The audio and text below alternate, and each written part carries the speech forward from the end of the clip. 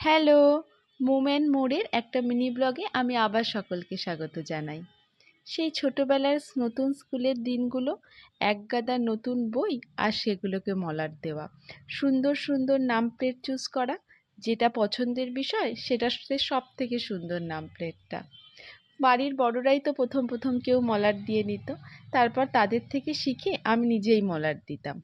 তারপর তো মাঝে অনেক বছর পেরিয়ে গেছে, সেই সব দিনের ইতি ঘটে গেছে। কিন্তু দেখুন, চাকা ঘুরতে ঘুরতে আজ আমি আবার সেই জায়গায়, আবার বইয়ে মলাট দিচ্ছি। না, এবারে আর নিজের বই না, ন্যানোর বই।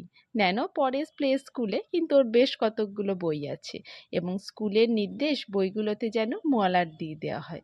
তাই এক সন্ধ্যায় বসলাম ন্যানোকে নিয়েই মলাট দিয়ে দিতে। ন্যানো বেশ বিরক্ত করছিল, তারই ফাঁকে কাজটা সেরে নিলাম। ন্যানোর ছেলেবেলা, স্কুল জীবন যেন খুব রঙিন হয়ে ওঠে। আজকের মতো এটুকুই, টাটা।